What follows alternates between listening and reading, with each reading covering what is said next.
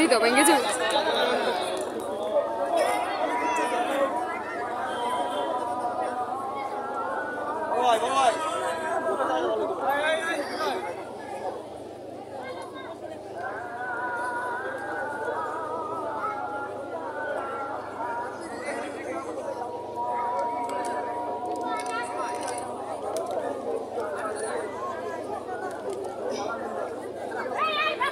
যে গামছায় আমার খেটে খাওয়া বাবার ঘাম লেগে থাকে, আমরা আমাদের জায়গা থেকে মনে করি সেই গামছা আমাদের মাথায় বেঁধে রাখা আমাদের জন্য সম্মান।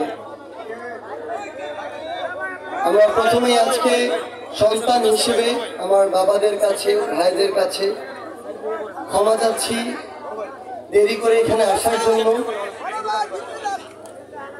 আমরা জানি যে সন্তানরা ভুল করে, বাবারা সন্তানদেরকে ক্ষমা করে, এই সম্পর্কই হচ্ছে সন্তান এবং বাবা। এবং আমরা এটাও জানি যে সন্তানরা যখন পথ চলতে বিভিন্ন বাধার সম্মুখীন হয়, তখন ওই রিকশার প্যাডেল ঘুরানো বাবা, ওই শক্ত পেশির পায়ের বাবা সন্তানদেরকে সঠিক পথ দেখায়, সকল বাধা অতিক্রম করে সামনের দিকে এগিয়ে চলতে সন্তানকে সহযোগিতা করে। তেমনি আপনাদের এক সন্তান হিসেবে আমরা আজকে এখানে দোহারে এসে উপস্থিত হয়েছি। কিন্তু এই দোহারে আসতে আসতে আজ যখন দোহারের বিভিন্ন কথা শুনি তখন ব্যথিত হই।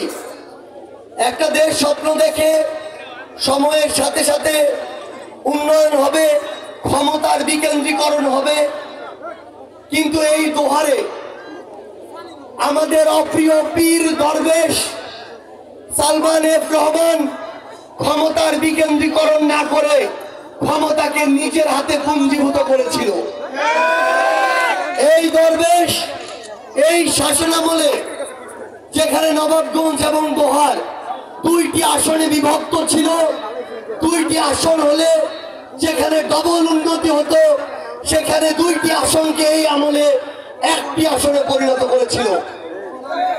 আমরা দেখছি এই দোহার ঢাকা জেলার একটি উপজেলা এবং ঢাকার এত নিকটে আছে, ঢাকা থেকে 300-400 কিলোমিটার দূরে একটি জেলায় গ্যাস পৌঁছে যায়, অথচ এই দোহারে আমার মায়ের ওই চুলায় গ্যাস পৌঁছায় না। এই দরবেশরা সিন্ডিকেট করে তাদের ভাগ বাটোয়ারা ঠিক মতো পায়নি দেখে আমাদের মায়ের চুলায় গ্যাস পৌঁছায়নি। এই দোহার নবাবগঞ্জের এক পার পদ্মার স্রোতে ভেঙে যাচ্ছে। এই দরবেশরা সেই টাকা লুটপাট করে নিজের পাঞ্জাবির ভিতর দিয়ে দেশের বাইরে পাচার করেছে। এই দরবেশরা শুধু একটা ব্যাংক থেকে 30,000 কোটি টাকা লুটপাট করেছে। এই টাকা যদি রাষ্ট্রের হয় তাহলে এই টাকা জনগণের, এই টাকা আমার আপনার। এই দরবেশরা মুখে দাড়ি রেখে মাথায় টুপি দিয়ে গায়ে পাঞ্জাবি পরে এভাবে আমাদের ইসলামের মূল্যবোধকে অপব্যবহার করে মানুষের রক্তকে শোষণ করেছে। এই দরবেশদের উত্তরসূরিরা প্রত্যেকটা জায়গায়, প্রত্যেকটা স্ট্যান্ডে, প্রত্যেকটা জায়গায় চাঁদাবাজি করেছে। এই দরবেশের উত্তরসূরিরা যেখানে পছন্দ হয়েছে সেখানে ভূমি দখল করেছে।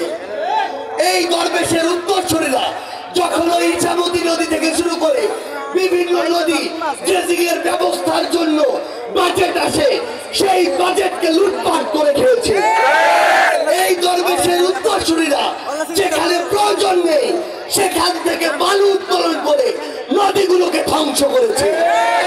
এই দরবেশের উত্তরসূরিরা যেই দোহারকে পুরো দেশের একটি আইকনিক উপজেলা করা যেত, আমার এই খেটে খাওয়া মানুষকে স্বাবলম্বী করা যেত, সেই মানুষগুলোকে বড় নির্ভরশীল করে তুলেছে।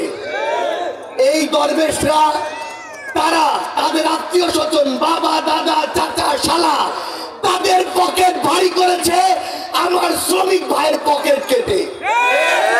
আমরা আমাদের জায়গা থেকে শুধু আপনাদেরকে একটি কথাই বলি, এই 24-এর ছাত্র জনতার অভ্যুত্থানের পরে এই যে নতুন বাংলাদেশ হয়েছে, এখানে আর কোন দরবেশকে অন্য কোন রূপে সুযোগ দিবেন না। এরা প্রথমে বিভিন্ন রূপে আপনাদের সামনে আসবে, কিন্তু এরপরে ওই বিগত দরবেশদের মতো আপনাদেরকে আবার হয় দাস বানাবে, না হয় দালাল বানাবে। এরা আপনাদের মুখ বন্ধ করে রাখার চেষ্টা করবে। আমরা শুধু আমাদের জায়গা থেকে আপনাদেরকে একটি জিনিস বলি, আপনারা আজকে 100 জন হতে পারেন, 1000 জন হতে পারেন, কিন্তু আপনারা যদি সত্যের পথে থাকেন, যদি ন্যায়ের পথে থাকেন, আজকে থেকে 1 বছর পরে এই দোহারের মিছিলে আপনার 1 লক্ষ জন হয়ে যাবেন। 24-এর